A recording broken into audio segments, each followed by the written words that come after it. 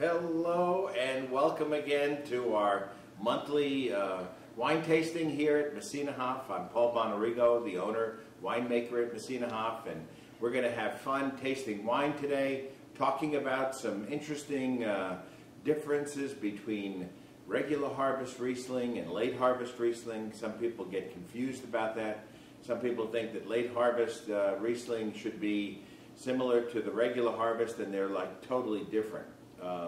So we're going to talk about that today. We're also going to talk about a beautiful vineyard located in La Mesa, Texas. It's the Reggae Vineyard, taken care of by the Schaffner family. Fabulous people, wonderful vineyard, and we're going to be tasting it and talking about the nuances of the High Plains. What's the High Plains? Well, the High Plains is a very, very special geographical region in our great state of Texas. Then we're going to be tasting our brand new 2009 Private Reserve Cabernet Sauvignon, which is a blend of wines, Cabernet from the Hill Country as well as from the High Plains. So we're going to have an opportunity to see how that also affects the blend. Then we're going to be showing our stemless glass. This is called an Altier stemless glass. It's made by a company that is owned by the Riedel Company. It's a fabulous glass that we sell here. Stemless does have a lot of benefits over a stemmed glass. Namely, there's a stem and a base that you can't break. A lot of times when I unfortunately break a glass, it is due to the fact that I break the stem or I break the base. With a stemless, you don't have that to worry about. It also is very stable, and that's nice. And so we'll talk about stemless glasses, because there's always an interesting discussion about, well, with stemless, you know, when you hold the glass, you warm the wine and that changes the proper serving temperature. Well, I did a study holding a stemless glass the wrong way. I held it this way. And after 20 minutes, the temperature of the wine increased 5 degrees. I don't know of any of my friends that hold a glass of wine for 20 minutes before they drink it. If you hold it this way, which I think is the proper way to enjoy a stemless glass, the effect is nominal, because you're only touching it with your fingertips. And it looks better anyway. I just love the whole swirl thing with your fingers just on the fingertips.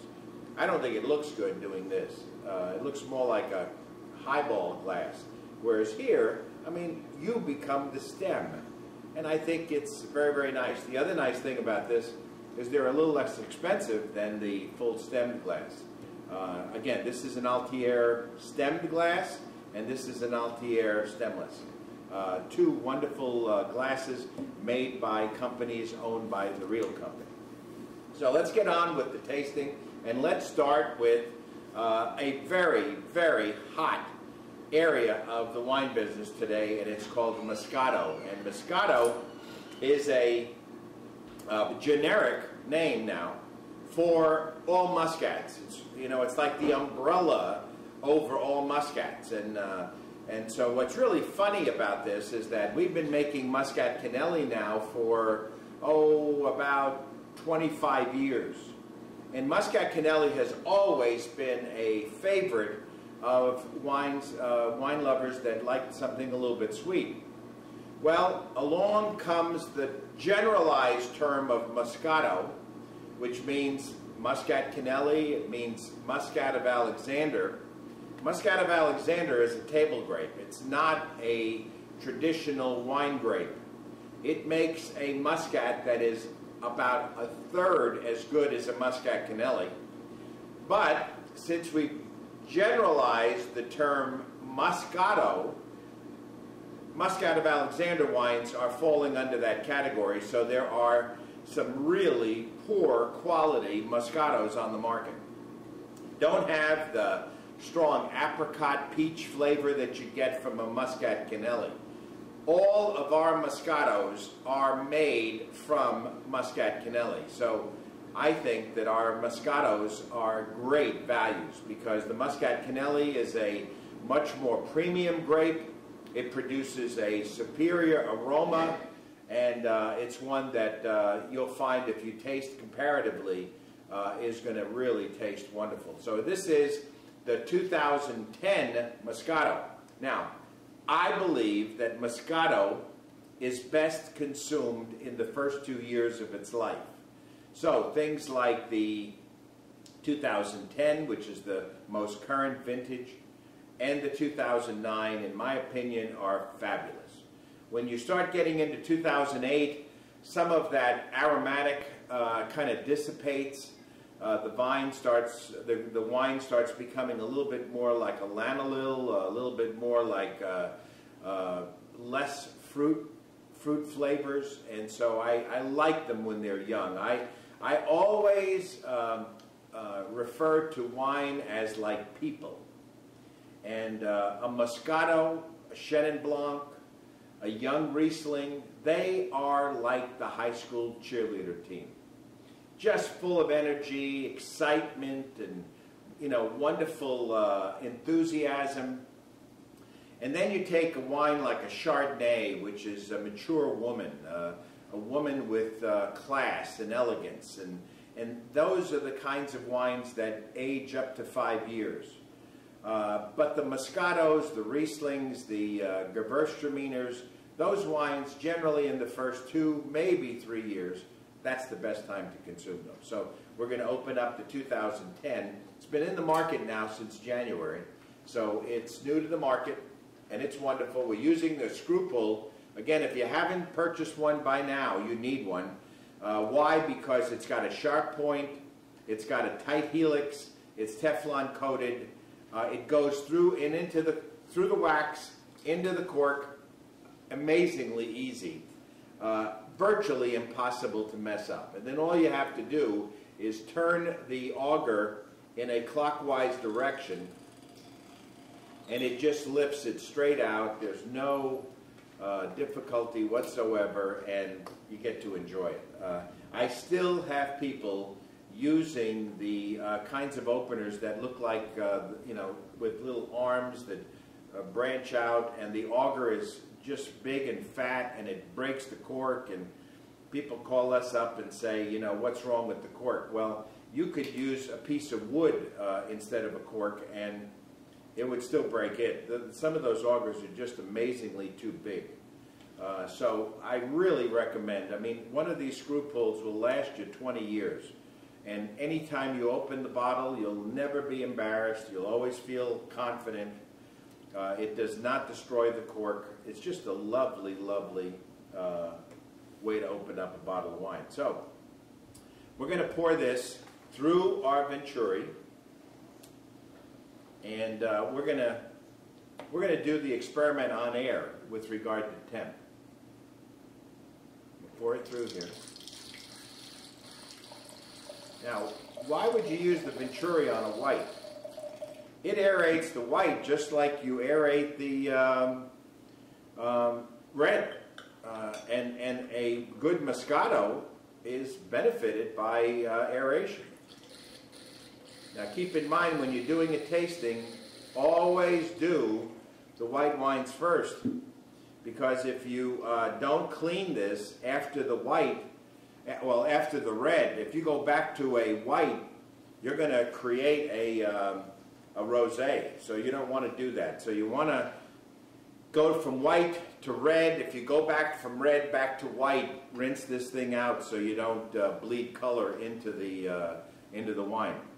Now, I've got a thermometer back here that I'm going to go ahead and measure the temperatures, and we're going to check. See, right now the temperature of this glass is 42 degrees. Same bottle, so it should be the same, and it's also 42 degrees. So we're going to see how they warm up by me holding it. So I'm going to hold this like this for about 5 minutes while I tell you what's coming up here at Messina Hof. So the first thing that we want to talk about is what's happening at the Vintage House. Well, Chef Dwight is doing a fabulous job creating wonderful food. My God, if he created any better food, I'd be 500 pounds. It's wonderful. Our next cooking school is going to be right up everybody's alley. Chef is an absolute great cook of seafood. And we're going to be doing classical boiled seafood bash. So we're going to teach people how to do a seafood boil. You know, that's something that's fun. It's really fun. You get a group of people, you get big pots, you make a whole bunch of seafood in the pot, and it's wonderful. We're going to have boiled Louisiana crawfish. I mean, you can't get any more Louisiana than some crawfish. And, you know, I think crawfish is berry cobbler, some good southern cooking, paired with our Paulo port. Fabulous.